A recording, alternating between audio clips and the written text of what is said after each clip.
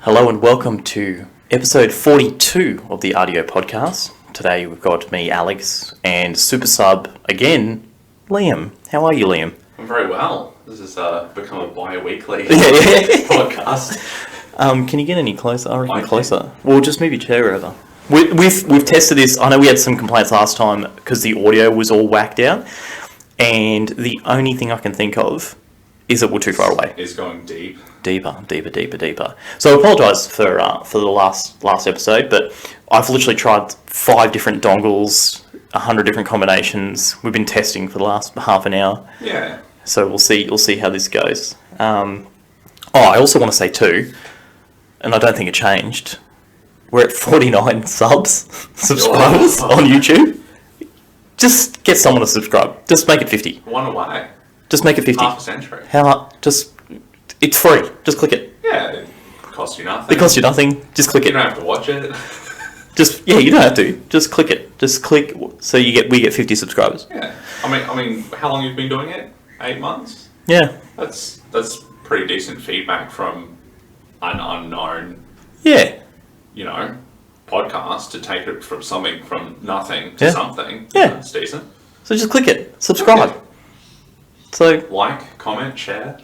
The comments were good. We actually got I got some feedback on the last one, and I've addressed some of it, but I haven't messaged one of them back about the apps on the using a web app as opposed to app development. And I'm the same as you. I use a password manager to run all my stuff through my web browser as well, because I don't trust the googly doogly either, even though we're on YouTube, which is owned by Google. That was my response to that. But my mate's app that he made, I don't even know if I mentioned this, but he made an app because we were sick and tired of the one provided by Formula One for the Fantasy League. Right. So he just made one on this site for free. Okay. That's faster. It updates all our scores so we can see at a glance. It's easy to get into his app to see where our scores are than it is to go into the official one. Right. He's even added an RSS feed to find the news, all the Formula One news. So we can go, you just click on, open the app up, go to the news page, and it's got from 3 different sources all the latest Formula One news automatically fed into it. So how do you do that for free?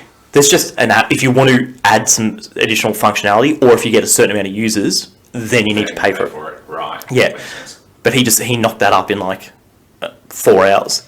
And it's got a chat feature, so we can chat when we're watching the race. Oh, nice. We can all chat to each other, and the chatting is quicker than going through your normal chat services. Well, I guess that's the world we live in now. Is you can really do whatever you want. The resources are available for you to craft what you need. I know that you and I have had this discussion before, and I hate being even now, the frustration from just hooking these mics up. Whereas I think sometimes we become a slave to technology when technology is supposed to be our slave. Yes. Until Skynet kicks in, they should be a slave to us. And when someone goes, I used to hate in dealership world where you had some stupid workaround on the computer system. That doesn't work, so you got to go around that way. And I'm like, well, can't we talk to the people that made this thing and make it work properly? It's just because no one tried.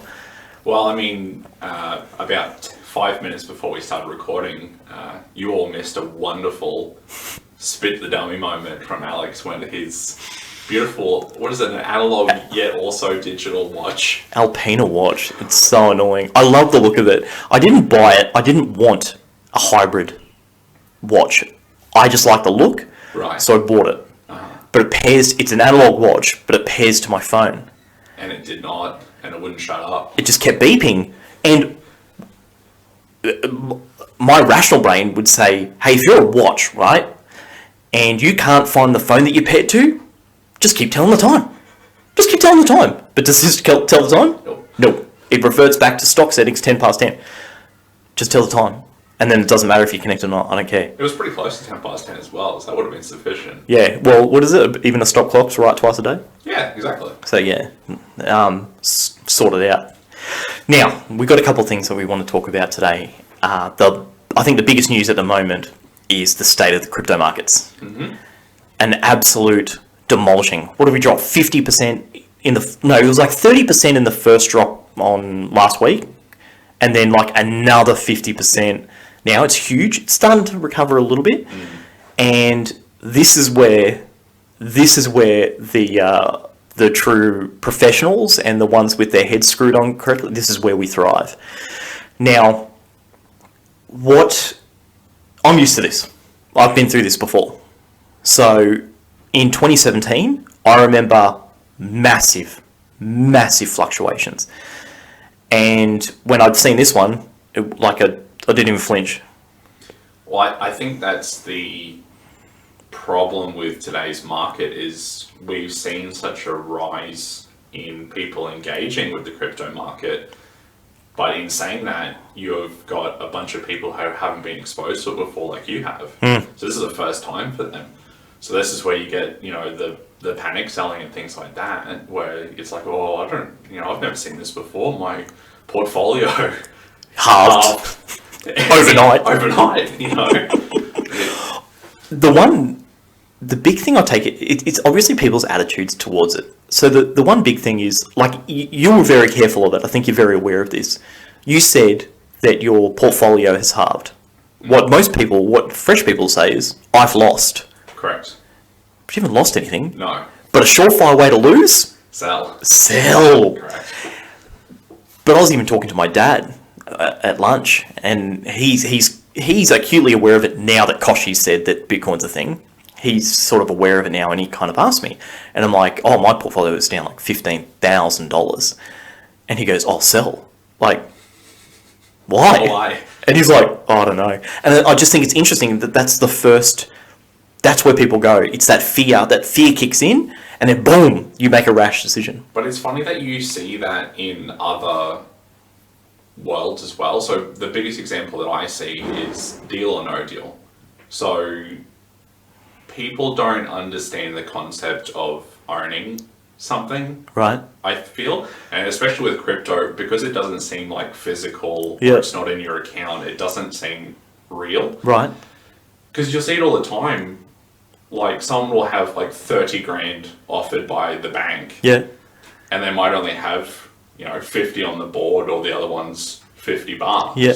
And like, oh, but like I could leave with 50. So you could also leave now with 30. Yeah. But because that's not in there, like, you own that 30. If you walk away now, that's So yours. you're a profit taker. You're saying take the profit. Take profit. Yeah.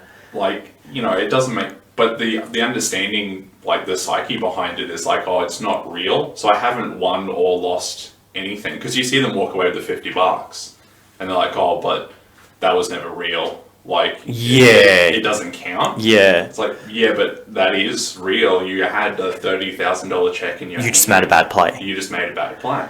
And that's sort of, I think, the world that we're getting into with crypto is because people haven't been through it before, and two, because people don't understand that it's like real potential money. Yeah. So like, if you just wait, she'll go back up, don't sell on a loss. Yeah, selling at a loss, the only thing it does is guarantees that. Yeah, you lost it. Yeah. But, so I'm hodling. Oh, yesterday. So it's the 23rd today. 23rd?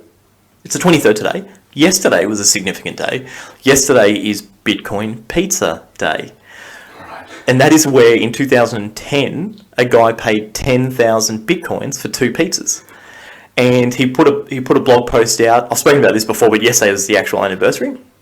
He put a blog post on the internet and said, I want 2 pizzas. Either you make 2 pizzas or you order me 2 pizzas. I'm willing to pay 10,000 Bitcoin. Someone picked him up. I think they bought 2 Papa John's pizzas, delivered it to his house. He enjoyed the pizzas.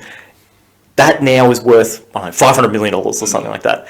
And he's been interviewed a few times and they're like, oh, are you devastated, Rara? And he's like, no, like, for me, he mined it himself at the time, so it didn't really cost him anything.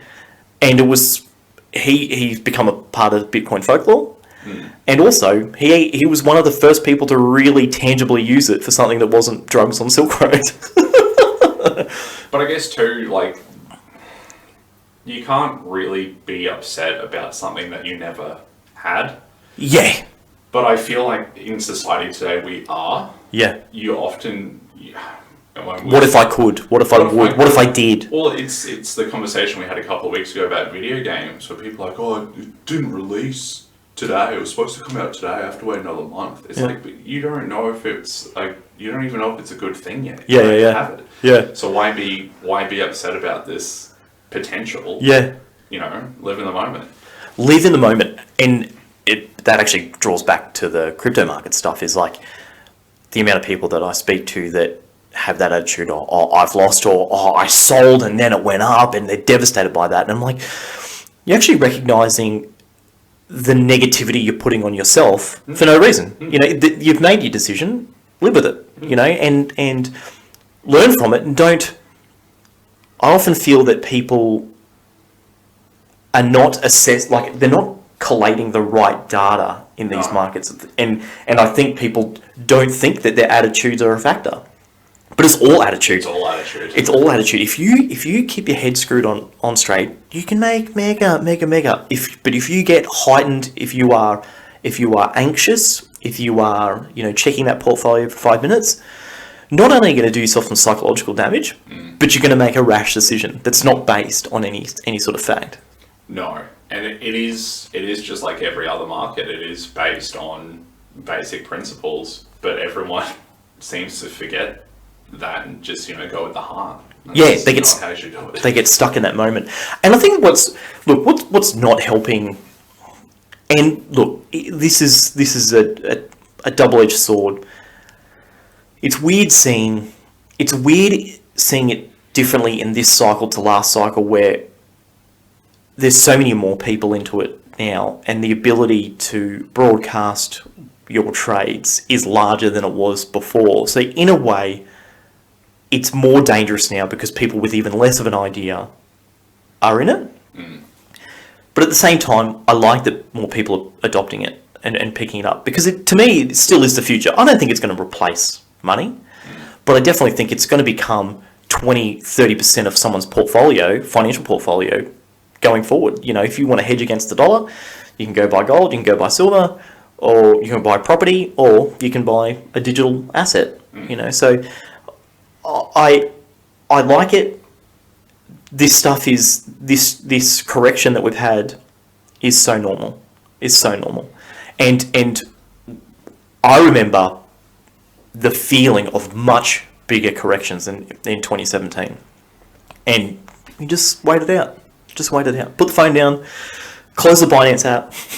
It's funny in the way that people don't see it the same as any other business. I mean, we get businesses valued every day. If you look at a more stable market like stocks, where companies come in and evaluate your business and then give it a value, it's the same with the crypto market.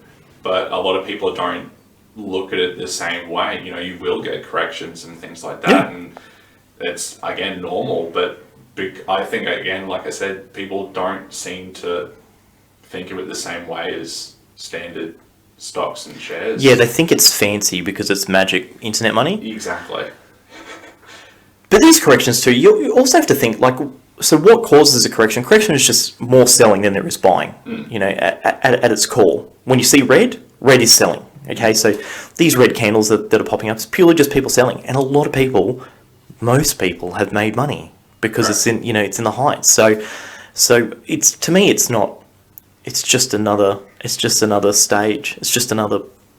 That's it. With any correction, it usually just creates a new bottom for it to go back up. And the bottom's usually higher than it was previously. So that means your new highs are higher. So have I told you my theory about the difference between investment gains and gambling gains? No. So I have a theory that, again, I'm not a gambler. Jason is a gambler. But I don't think winning in gambling is worth as much as winning in investing. And I'll tell you why. How many times has someone struck it rich or got a great trade on the stock market and bought everyone in the bar a round of drinks? Whereas how many people have hit the special features on the poker machine and gone, yeah! So let's say you make $1 investing, you're happy with that result and you're probably going to try and make another $1. If you make $1 when you gamble, you think That's free money, baby. Forget everything that you've put into it. That's free money. You'll spend it more flippantly. Because there's a weird psychology attached to gambling winnings as opposed to investment winnings. There is, and I think it's because it's unexpected. I think when you invest, because there's more thought put into it, there's an somewhat of a expected return. Whereas pulling that lever, we don't know which way it's going to go. Well, you're expecting a result because you're sitting there. But I feel like you're usually expecting a loss. I don't... No, you and I would. That's true. Yeah. We may be different to the most. Yeah. But surely... Oh, see, this is the thing. Surely you need to understand that if you spent 5 hours at the pokie machine, some form of data collection has to be going in saying, I'm not winning most of these punches. Yeah, they don't think... I just don't think they think like that. Gamblers don't think that way. No. They would think, okay, I've done 5 hours and I've done my ass in 5 hours. It's the 6th hour that I'll get my return. Well, it's funny because aren't pokey machines paid out like it's random? Like once it hits 30,000 spins, it pays out, regardless of who's on it. So, there's a ratio of win to loss. So it could get to like 29,999. Someone steps off the machine, you step on it, spin it that 30,000th time, and it'll pay out. I think that's why people don't leave their machine. Yeah, just waiting for it. Because that builds their odds, where I guess if you jump on every other machine, you don't have the higher chance of getting that spin. Do you know that Australia's got the worst pokey odds, winning odds in the world? As in payout, or the amount of people playing? No, payout. So there is a minimum acceptable level for payouts in legislation. So we put it right on the bottom. Yeah. So we weren't the highest, of the lowest, sorry. And then I remember reading an article about it, and it was like when clubs like RSLs and surf clubs were allowed to bring the pokies in. Right.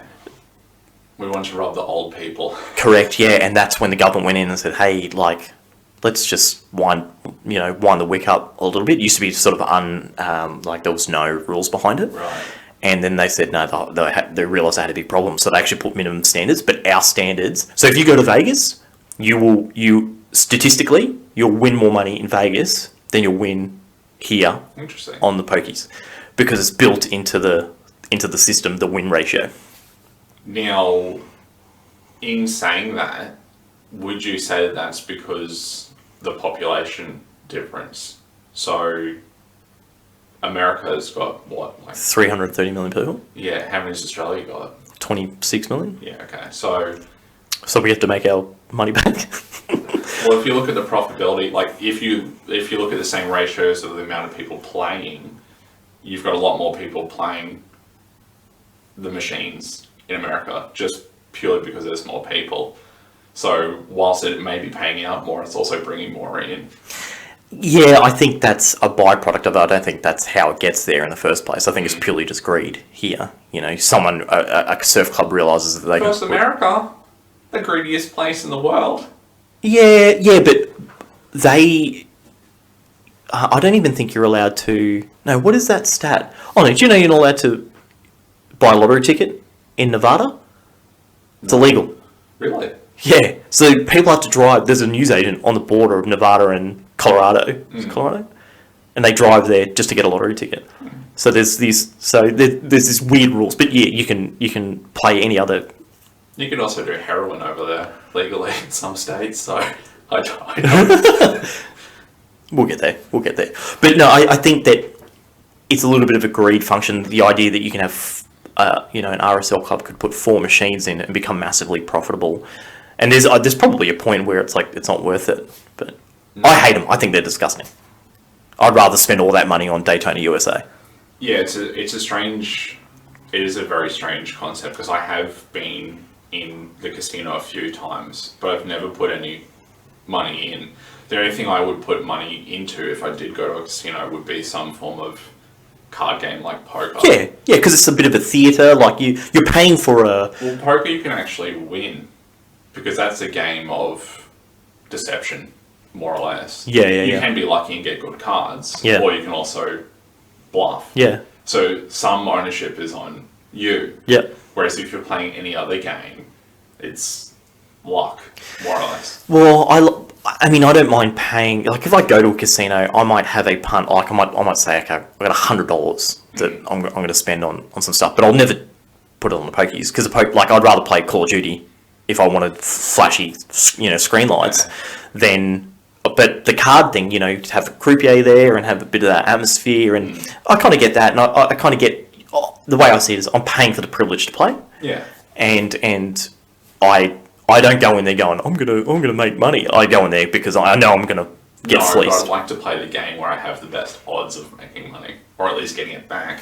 Well, yeah. So that's where I'm like, if you want to play a machine that's going to make definitely give you something, vending machine. Put $2 in, get a Coke. Yeah. I'm very much like that. And I remember the moment where I thought, I'm not a gambler. I went to the casino one night, and they were on that chocolate wheel. You spin the wheel, Yeah. right? And I threw a $100 note on the table, and probably 10 other people did too. And the croupier had like a square piece of perspex, clear perspex, and literally just scraped the money up and jammed it into a slit in the table, and it disappeared. And in my head, I went, I worked for that money. Yeah.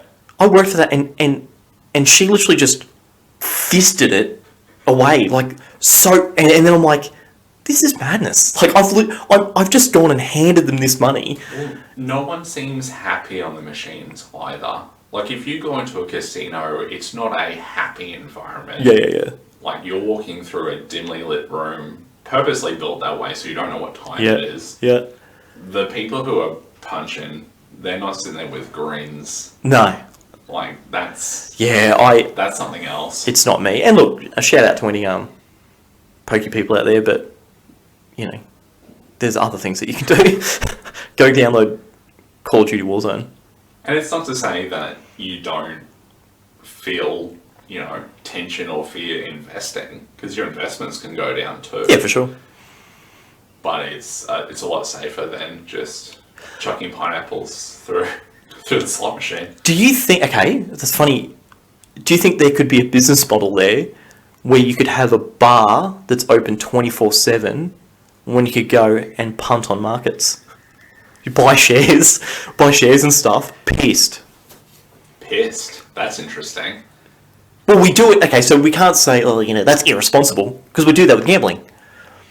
But what if you came home and went, oh man, I just bought Stockland stock last night. I think it's a different class of people.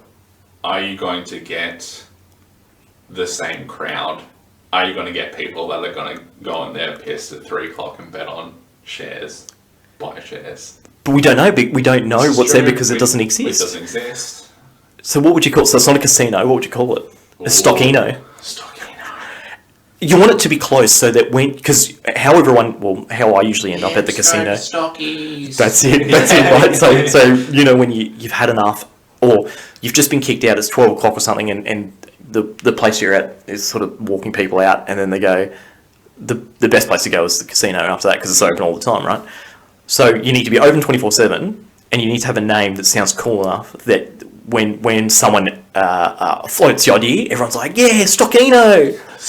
Let's go to the Stockino. Let's go to Candles. And imagine pulling the tickets out of the pocket. Oh no, I bought, what's a bad company?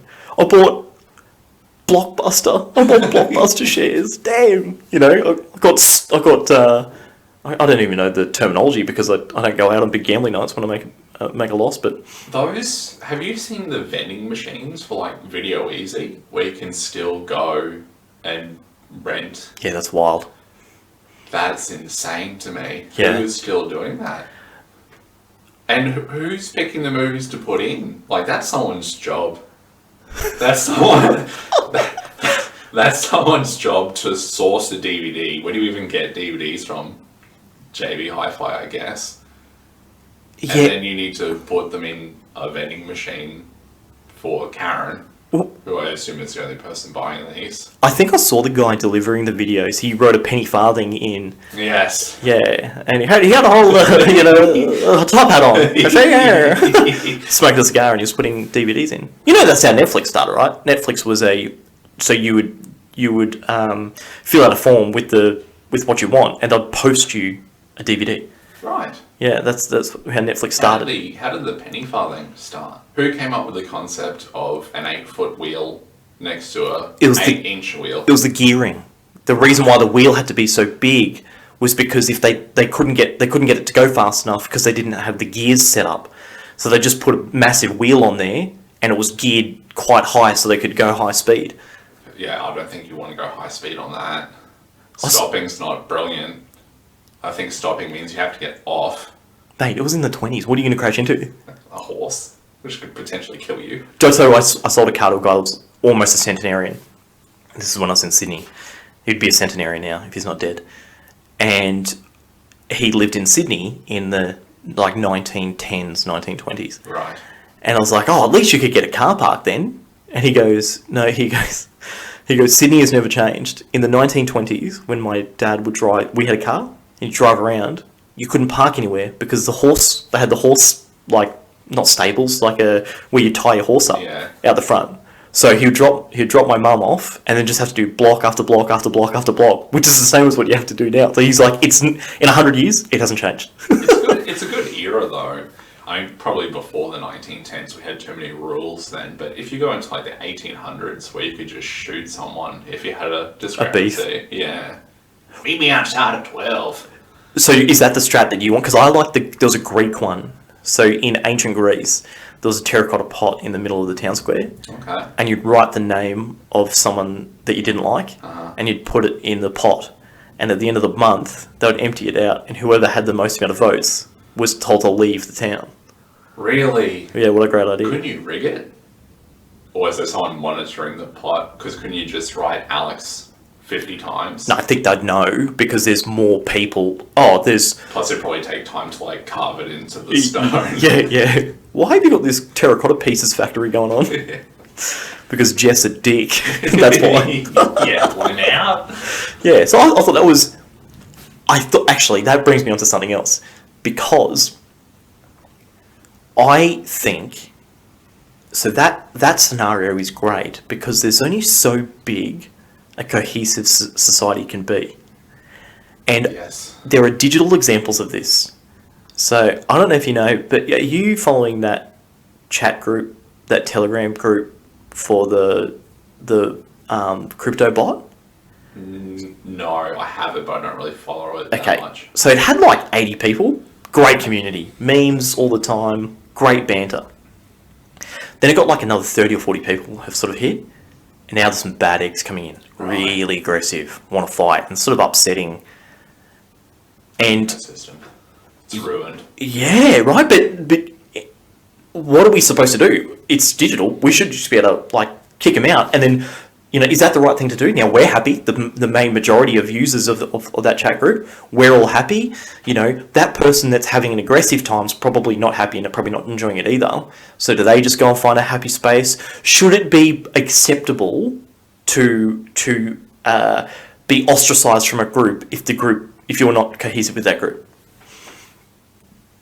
Traditionally, I think cultures worked better when you could do that. However, in the PC generation that we live in, we can't send anyone away for anything. You just can't say it.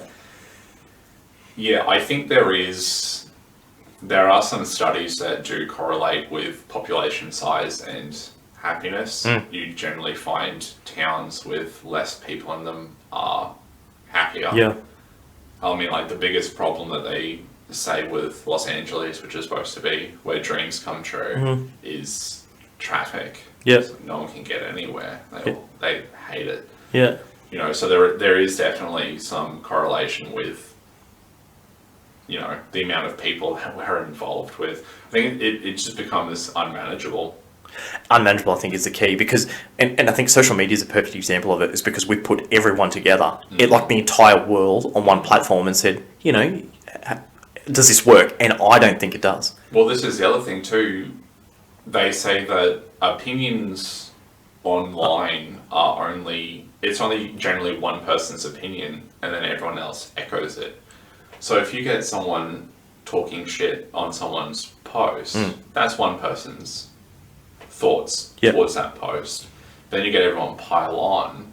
That's usually just an echo of that one statement. So you don't generally have 1,000 people telling you you're a piece of shit. You've got one person, and then you've got 1,000 people who just like to follow along. Yeah. But that, again, if your population size isn't that big, you've only got Terry calling you a piece of shit. Yeah. And you can just tell Terry to fuck off. Yeah. And that's problem solved. Yeah, it's... I think in my social media experience, I think I've realised that the smaller the group, the more cohesive. Yeah, generally. And that's why I don't really... I've said it 1,000 times. Well, you can don't only engage on posts. You can only make friends with, I think it's like 10 people. Yeah, I've heard some stat like that. I think you can only be like close friends with like 5, because you just can't handle any more, I guess, like emotions towards the greater population. Well, I wonder if something in your psyche or your mentality, when you pair it with a friend, it's not necessarily, it's not, maybe you're filling certain buckets, empty buckets in your psyche. So you might have a friend, because like I've got a pretty diverse range of friends. Like I've got friends that could never do this. But I don't expect them all to. I've got friends that, I love to do car stuff with. I've got friends I love to do the crypto stuff with. I've got friends that I love to do the business stuff with. So, is it like, once the buckets are full, well, you don't need any more. You're just surplus to requirements. Probably. And it could go back to tribal instinct. I only need 10 people in my tribe to efficiently do everything I need to do. Yeah. I only need 3 hunters, 3 gatherers, and 3 people to make sure that the homestead is safe. And anything else is waste. Anything else is waste. Yeah, I and now actually... have to gather more food. I now have to have a bigger civilization. Yeah, so I think there is a bit of that. So then, okay, so a lot of young people, well, not just young people, but this striving for large social followings, is it a toxic thing? Or is it just finding your audience? I could never understand people who want to be in charge, so like world leaders, and that was something I could never connect with, like in movies and stuff like that. You'd have this, the arch nemesis or whatever, Dr. Evil and James Bond and stuff. What's the goal when you own the world or a country? Like, is that responsibility? I get it. So the way I think someone gets to there is usually someone with a very clear picture in their mind of what they think the future looks like, and also a very good way of selling that vision to people, and also a very good organizer of people. I think if you break it down, that's what the great leaders are. Here's a vision. If you see my vision, this is what I think you should see. If you see it too, then follow me. And if you're a good organizer of those people, you can achieve a lot. And you can achieve a lot more with people behind you than you can without. Talk to a lot of people. I don't want to talk to a lot of people. Not necessarily. Like, if you're these good organizational structures, you've got, it cascades down. You've just got 1 or 2 people that make them responsible for certain aspects of life or business, and then they've got their team and their team and their team and their team, and that's how you do it. For Elon Musk is a great example of someone who now works a 20-hour day or something insane, but he's got more on the go than what most people have. But he will also encourage his teams to do what they need to do to get done. Yeah, and I think that's, again, it sounds bad, but that's why we still have modern day slavery. Sometimes you do just have to do what you have to do to get things done. This is why you have the factories making phones and things like that. You got to do what you got to do. We can achieve things humanely, but it will take far longer. I don't think we ever will. No. Because it's not profitable. Well, we like money. Yeah, and a lot of these people that want fair trade and equal rights and all these social justice warriors, if they're doing it on an iPhone, you're profiting from it. So, and there are phones. There's a phone called I've forgotten the name. There's an ethical phone out there. Yeah, I think I read that too. Yeah, it's $1,500 and it sucks, but it's made in Scandinavia somewhere. It's they've used no cobalt from Africa. It's all from Australia and places like that. And there are options out there. No one's going to use it. No. So and that's why there's also another argument too, that if you take away that industry off a developing nation, then they've got no chance. No, well, I mean, that's a discussion that we've had. If you solve the world's problems, you don't have companies to solve the world's problems. You take away those industries. So, and you create problems that you don't know about yet. So, for example, if everyone said, okay, we're not going to use Chinese labour anymore because we're not happy with their working conditions, well, then what do they do? Well, that's it. And if you think about, if China's a greatest example, look how they've moved. Oh, great! It's all in house. Well, no, but it's not. It's all in. Yeah, the money is all in, and their people have massively benefited from it. A great example is when you go on an international holiday. So, 10 years ago when I went internationally, there was no Chinese tourists. No. Now they're all Chinese tourists because they've got more money now than they've ever had before. Heaps of money. Yeah. So now you could quite easily say that they have gone through some of the worst working conditions. They've experienced some of the worst working conditions for a period. But our generation, they have gone from I don't want to say third world country, a 2.5 world country, to an economic superpower. Yeah, and whilst it is all in-house, that's the benefit, because you have situations like we're in now, where we're cut off from the rest of the world, and Australia doesn't make anything anymore. Yep. We're screwed. Yeah, we've not thought. No, that's it. Not thought about that. No, it's we've got too much barley. We produce the wrong things. Yeah, and our dependence on one market is concerning to me as well. So the fact that I know businesses that everything they produce here goes to China, and then you're like, okay, so if China turns the tap off, then what? So you should be just like our stock portfolios. You hedge. Okay, so it might not be the most profitable thing to do right now, but we are protected if things change. And things can change, and things will change. That's a mindset that a lot of people don't look into, though, and I think that's another issue with the crypto space, is people aren't willing to plan ahead slowly. Because that's the biggest thing that we've seen. Even, I understand the memes, but the most broadcasted meme in the community is, "Where's my Lambo?" Yeah. But that's the moon. But that's the mindset. It's I bought $600 worth of this coin. Why don't I have 10 grand? Yeah. In my account? Yeah.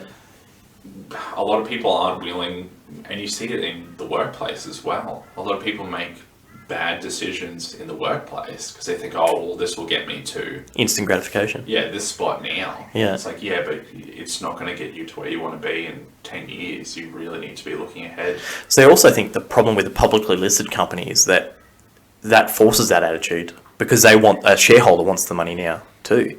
And now you've got all these people involved that want an instant return. So that tends to make businesses not so much think about the future. The banking industry is a great example. They're all publicly listed. A new CEO comes in. Best thing to do: increase your profit margin by shutting down, just sack a whole bunch of people. You've moved the needle. It's not sustainable, but it doesn't matter because you've created a better return for your shareholder, and then you get rewarded for it. And that system does not allow you to be conscious of what the future looks like in your markets. But I'd be hedging. If it was me, I don't want to just rely, even in my business here, I don't rely on an income only from this business, because this is up and down, and you need to have incomes from other areas to supplement it. And I would be thinking that too. If you have one customer, you know, what happens to that one customer? If you've got 10 customers, if something happens to one customer, you're fine. But I think you're also willing to grind it out. You know, you're aware that it's not going to happen tomorrow. Yeah. So you will diversify, but you'll do it gradually. Yeah. You know, whereas a lot of people, it's, I want it now, I want it now, I want it now. I honestly, in my 20s, I was like that. In my 20s, I just thought I just wanted to get to the top as fast as I possibly could. And it wasn't until I really hit 30. And it was funny because after I had not planned anything after 30. And when I got 30, I wavered for like 2 years because I had no direction. And now, you know, I'm 34 now. Now it's like, okay, these things take time to build, you know, and I'm far more patient now than I ever was. I feel like that's just a maturity thing. Yeah, I think there's two things that I think a lot of people should do, especially if they're younger. One, source yourself a mentor. And it can be from anywhere. It can be an older sibling, it can be a parent, it can be a friend, it can be someone you work with. Make sure that mentor is a sensible person. Yeah. You know, obviously. Yeah. You know, yeah, my mentor, he lives in a bus stop. Yeah, but he's doing his own thing. He is doing his own thing. Yeah. No, but also observe everyone. Yeah. Everyone. Yeah. Observe the CEO, but also observe the detailer. Yep. Yeah. You can learn from everyone. Yep. And I feel that that's something I feel like a lot of people at the moment are in their own world. Like, I need to focus on me and what I'm doing, and I need to generate a result by myself. It's like, you can pinch ideas and, you know, experiences. Yeah, exactly. You can have 1 million experiences and you've done none of them. Yeah. Follow what other people have done. They've done it for you. Why go to Antarctica when you can look at pictures someone else has taken? But, I can give you a little example. So I've got a friend I've known for many, many, many years, and he's older than me. He listens to the show too. And when I was like 18, we were talking about politics and voting, and I'm like, I don't care, it doesn't matter, and my vote's worthless. And he said to me, with his wise mind, he's like, one day you will care. And he said nothing else. And then we're only talking the other week, and I'm like massively engaged now. And he was right. And he had seen that 15 years in advance. He's like, you will one day, you'll get it. And he wasn't in a rush to force that down my throat. No. He knew it would take time. That's usually the best lessons are something that you get from somewhere else, but then discover yourself. Whereas if it's just rammed down your throat, you usually, you want to do the opposite. Yeah. I don't want to listen to this bullshit. Yeah. I find that so funny when, like, there's you and all your friends have told this one person the exact same thing, and I think you almost get to the point where you're resistant to it because people have told you. You're not going to do it purely to spite, but you're only spiting yourself because you're only hurting yourself. And a lot of decision making, it's funny that you said that a lot of people focus on themselves. They are, and you don't know what you're doing. And also, because you don't know what you're doing, you're worried about yourself. And you're worried about yourself because you don't know what you're doing. And there's this negative feedback loop. Whereas if you let someone that's impartial to your situation to look at it rationally and say, hey, you know how you're tying yourself into a knot about this? Have you ever considered this? I think we also live in a world where it's not okay to make mistakes anymore. Because of the way social media acts. Yeah, true. If you do something wrong, everyone knows about it. Everyone's got a camera. Everyone's going to tell you their opinion of it. So a lot of people don't try anymore. Yeah. I remember I did, it was during the 10-week weight loss challenge that I did. We did it was like a practice of visualization. So, imagining the bar, putting your hands in the right spot, lifting to see if you could put yourself in that sort of environment. But the example was making a gin and tonic. So picture yourself in the kitchen, you know, you're pouring the gin, you can smell it. Yum. You're putting the tonic in, it's bubbly, you Oh. can feel it. I can feel it. Yeah, you're cutting the lime, you know, you can smell the Yeah. citrus. And they went around the room and said, who, oh yeah, and people go, oh yeah, I can taste Yeah. citrus. And I went, no, I've got none of that. I'm in a room sitting on a chair. Yeah. That's what I Right? feel. I feel my butt on But something. I was the only one to do that. Now, I'm pretty positive that I can say that half of the room also just felt like they were sitting on Yeah. a chair. But we don't like the feeling of looking stupid in front of an audience. Yeah. Or to think that we can't do something. Yep. So everyone goes, oh yeah, I can feel it, Yeah. you know. But that's the problem. Not enough people are willing to go, oh, no. yeah. Everyone wants to move with the crowd. Yeah, exactly. So, and I think that's where we're afraid to make mistakes, is because we live in a world where, you know, it'll get broadcasted to everyone. It's not a good thing. I mean, we had a conversation earlier in the week where I said I don't get riled up much anywhere. You know, I won't have any displays of anger. Yeah. The only place where I will get wound up is driving by myself. Yeah. It was my own sort of psyche of thinking, well, I'm by myself, I can get angry and no one's going to judge me. Yeah. So, you know, we just, unfortunately, everything's broadcasted all the time. People don't take risks anymore. I suppose we need to. We need to, otherwise you become the factory worker. Well, one of the things that I've been looking into a little bit lately is music. Now, I think... You just discovered it? I've just discovered it.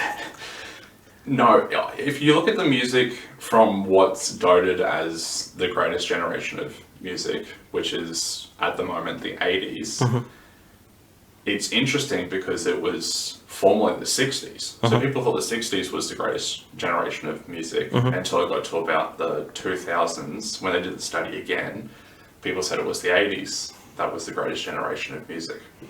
Now, a lot of that has to do with your imprinting. So, you might not listen to music from the 80s, but your parents probably did. And so it might have been on in the house when you were a kid. Yeah, it's familiar. It's familiar. Yeah. So you might not know all the words or things like that, but if it comes on, it brings back some form of nostalgia, right? But if you look at all of the people in the 80s, they were wild. You know, wild hair. Mullets. Perms. Lots of denim. But they're not, you wouldn't consider them sort of, you know, airbrushed models either. No. Like the biggest singers of the time, you know, you had a balding Elton John. Yeah. You had Phil Collins. You had someone like, you know, Rod Stewart was considered a sex symbol. Just, I don't want to deviate too much, but Tasha and I had noticed, because we were watching some old 80s and 90s movies, where a man could be bald and still sexy. Yes. Whereas it's not the case now. Correct. Yeah. And not even just bald, like skinhead bald, but the top section bald, like the Frank Barone bald. Yes. You could still have that, what's the old guy's name that was in Westworld? He's the bad guy in Westworld. He was a good looking dude, forever. But he's had that gnarly bald cut, but he was still considered a sex symbol. Yes, and I think we preferred talent over image back then. I think that's why that generation was so good musically. Whereas now it's, can I put you in a music video? Can I put you in a poster? Because not only do I want you for your music career, I also want you to sell this perfume and these watches. Right. So I feel like you're almost, because like you look at pop stars today, there is not one ugly one. Not one. You know, can you think of any? What was the larger lady? That she just got all skinny, and now all the larger people have said that, like, she's turned on him. Is this Adele? Adele. Yeah, I guess, but you wouldn't say that she was unattractive. She was just a bit heavier. Yeah, true. That's true. That's true. You know, you didn't have the wild mullets like Phil Collins and still singing In the Air Tonight. Yeah, no, that's true. Yeah, that's actually a Because good the point. biggest surprise of the last sort of like 5 or 6 years, I don't know how long ago it was like Susan Boyle. Yes. So she came out and everyone's like, what's this mutt? Yeah, she is a Boyle, yeah. And then she banged it out because she wouldn't be able to go into, you know, an agency by herself without going on national TV. Yeah. And what could she do? She'd be like, I can't market this. Isn't that something funny that they said about Billie Eilish? So I don't know any of the... I probably do know her music, but I don't know who she is. But I kind of saw her dress as like a, you know, maybe tomboyish or something like that. And then she did this, like a Vogue photo shoot or something. And she's been criticised for that. So her thing was she would wear, baggy t-shirts and things like that because she didn't want people to see her figure. Yeah. She just wanted them to appreciate the music. Yeah. So she didn't want to be considered, you know, a sex symbol or anything like that. So that is someone up and coming who's trying to go the opposite direction. But like there's old interviews with RDO saying that MTV killed metal because everyone had to make a video clip. And this is where you got the Poisons and things like that, where everyone was straightening their hair and wearing lipstick and things like that. Glam rock. Because they were trying to get on TV. And that's what killed metal in his generation, was we went to a more sort of visual place than we did actually appreciating the actual music. Is that what Pantera was pushing against? Because obviously they're not 80s, they're early 90s. Yes. And Pantera was like, nah, we're not doing any of the hair stuff. We're dressing up like 100%. in normal stuff, and we're just going to tear. 100%. Yeah. Yeah. I will say, so you talked about how the 60s was the best and the 80s the best. I do notice these cycles in what's hot culturally, and I think 80s is coming back. So I reckon if you kept any of you, like we spoke about watches. Those watches that we're looking at, they're 80s inspired watches. The fashion will come back to 80s. The music will come back to 80s. Have we run out of ideas? Well, I mean, you see in the movies, we're just doing remakes now. So it does seem like we're running out of ideas. But again, I think we're still in the generation of, you know, parents probably grew up in the 80s. So you've still got that imprint. If we go another 20 years in the future, you know, the 2000s, the 2010s might be the cool stuff, because that'll be the parents of that generation imprinting on their children. Yeah. To find out what's cool. Yeah, but it is cyclic. So I think the big lesson out of it, don't throw your clothes out, old people. Well, just keep them, because then you get to wear them again. They're your size. Or sell them for like $300. Yeah. Just add a margin to it because it's now like punk chic or something. Yeah. So no, it's about. Well, you mentioned about moving against the crowd. You think we're too eager to please, and you got to find a mentor. So is it benchmarking yourself off the right people, and not benchmarking yourself over the entire audience. You want to benchmark yourself against someone that you've actually got some kind of respect for. Yes. Yeah. Correct. I think it's powerful. Yeah. Exactly. Find a mentor that you can grow with. It's okay to go with the masses if it's a good decision, but don't just do it just because it is with the masses. If it's against what your beliefs are. Yeah, I mean, you can gain a lot of knowledge about following the masses, because obviously if there's a lot of people into it, it can mean that it's a good thing. You know, a lot of people aren't going to buy a shitty product, for example. So if something's got lots of good reviews, chances are it's a good thing. But at the same time, don't just buy it because everyone's got it. You need to like it as well. Yeah. Your opinion is important too. It is a... I still think that the young people now will navigate this far better than I know that I did. You know, I mean, you and I are a different generation, because I think I'm an X, and X or Z? I think I'm an X. 86, born 86. I'm a disgusting millennial. No, so everyone rags on millennials. They rag on them hard. I got caught in the millennial bashing when I was working, and then I realised that it says less about them and more about us. We weren't willing to adapt to what millennials wanted. Millennials can achieve amazing things, but they see it smarter than the way that we're currently doing it. But that's every generation. Yeah, for sure. But let's instead of ragging on about how bad this upcoming crop is, well, look at yourself and go, well, it's only because my upbringing was different to what their upbringing is. But every generation will do that. So every generation will rag down, and then that generation will rag up. Yeah. So like, oh, you want change? You should have seen what my parents did. I changed a lot from what my parents did. And they're like, yeah, but we want you to change again. Oh, no, but I already changed what my parents did. So everyone hates the generation behind. Yeah. You're just pushing shit uphill. Yeah. Basically.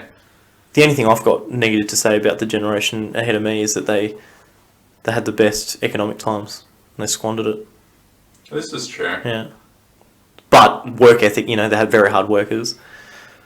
But not as hard working as the generation before that, like the post-war.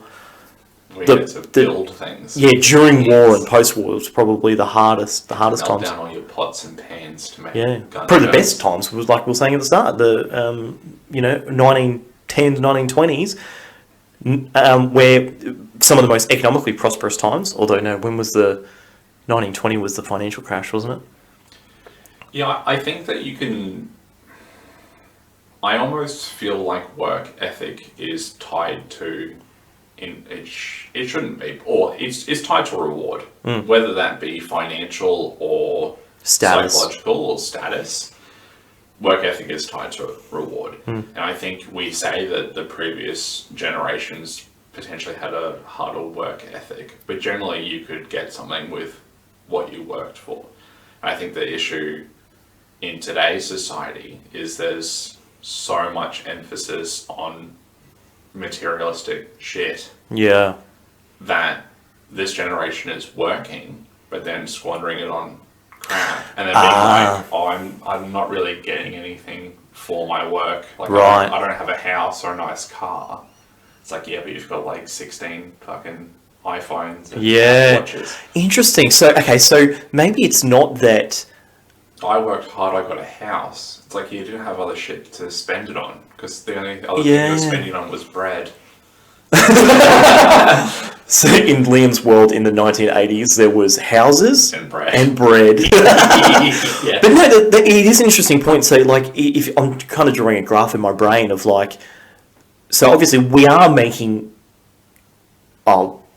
see inflation plays a role in it, but you're right, the amount of pure disposable shit has increased. It's far easier to squander your money these days than it previously was. And I think that because of that, and because this generation hasn't realised that I'm not actually gaining anything from buying this R.M. Williams belt, I could just as easily buy a Target belt. It would hold my pants up. But it's like, oh, I've allocated $200 instead of $10. Now I can't buy a house. So now I'm grumpy because, I did my 40-hour week at work and my savings aren't there. It's like, well, you're spending it on microtransactions. Funny, rather than big picture. Well, you're not investing it. You get, And it's not necessarily their fault. Because that's all this society is targeted advertising. You need to have this thing. I do need to have this thing. But if you're a young person now and you can navigate your way around that, you're at a massive advantage. Huge advantage. So don't buy shit. Don't buy shit, and invest. Instead of buying the new iPhone, if you put what's an iPhone now? $2,000. They're not cheap. Yeah, and that's not to say that you can't spend your money. You can't take it with you. But at the end of the day, when you die, whatever you gained in your lifetime is gone. So don't live a life thinking, I need to hoard it all. That's one of the things that I do in video games. I'll pick up my favourite gun and I will not use it And I'll be like, because I need it. I might need it in the next level. Right. I might need it because this is a really good gun. Yeah. It does a lot of damage, Yeah. so I'm going to save it. Yeah. And then I'll finish the level and I won't get that gun again. I'm on to the next level. So absolutely spend it. It's like, do obviously Yep. spend money, but you also need to look at investing long term. You know? Yeah. Psychologically, financially, physically, you know, that's like I know I'm feeling really good now physically. I'm feeling better now physically than I have for a long time, purely because I'm lifting some stuff now, and I'm sure you are too. Yeah. You're lifting a lot more than me. Trying to. A lot more than me. But it's amazing what a little bit of introspective.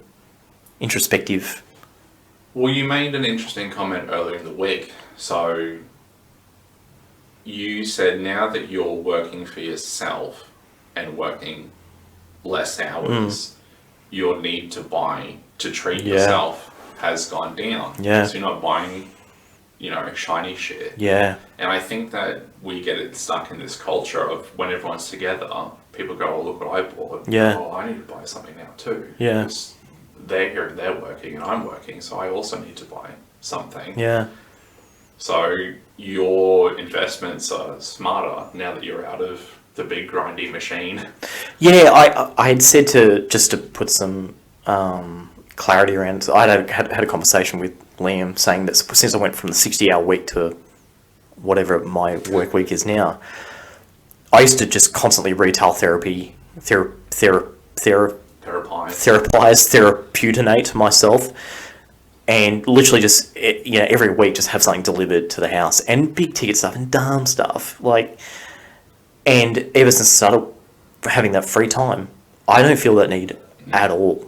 I'm not even looking at the stuff now. It just doesn't appeal to me, and I was wondering if it was a reward system for myself. I worked my ass off 6 days a week, did the 60 hours, and then what am I going to do to make myself justify all that?